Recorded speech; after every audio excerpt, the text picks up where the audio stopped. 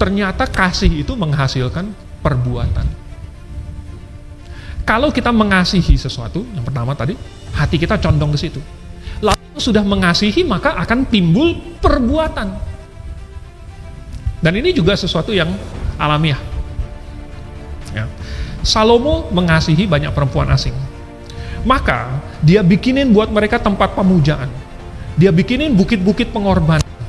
Dia temenin mereka untuk masuk ke dalam kuil-kuil untuk sujud menyembah kepada dewa-dewi mereka. Itu adalah perbuatan. Betapa bertolak belakangnya dengan waktu awal Salomo menjadi raja. Ketika Salomo awalnya menjadi raja, dia mengasihi siapa? Tuhan. Nah, ketika Salomo lagi mengasihi Tuhan, mungkin nggak kepikiran buat Salomo untuk bikin tempat pemujaan buat dewa Kamos? Tidak mungkin. Karena selagi dia mengasihi Tuhan, maka dia tidak bisa mengasihi yang lain, yang dunia ini. Karena bertentangan. Dan selagi dia mengasihi Tuhan, maka dia akan berbuat untuk Tuhan. Karena kasih menghasilkan perbuatan.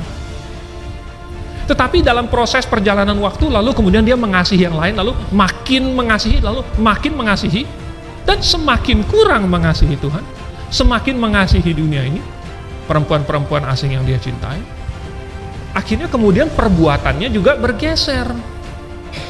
Sehingga kemudian, yang tadinya nggak mungkin sampai kepikiran, tidak terbayangkan bisa dia lakukan, ternyata akhirnya dia lakukan. Dan seringkali orang Kristen juga di dalam kesombongannya berkata seperti Petrus, Tuhan, tidak mungkin ya, aku menyangkal Engkau. Lalu Tuhan Yesus bilang, sebelum ayam berkokok 2 kali, kamu sudah menyangkal aku 3 kali. Nah, 2 kali ayam berkokok, belum sampai, berarti baru sekali.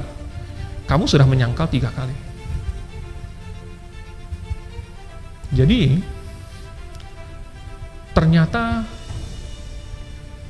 Tuhan sudah mengetahui sebelumnya, dan kemudian memberikan peringatan. Karena Tuhan tahu bahwa kasih itu, apa yang kamu kasihi, nanti perbuatannya akan mengikuti. Dan ini terjadi di sepanjang sejarah Alkitab.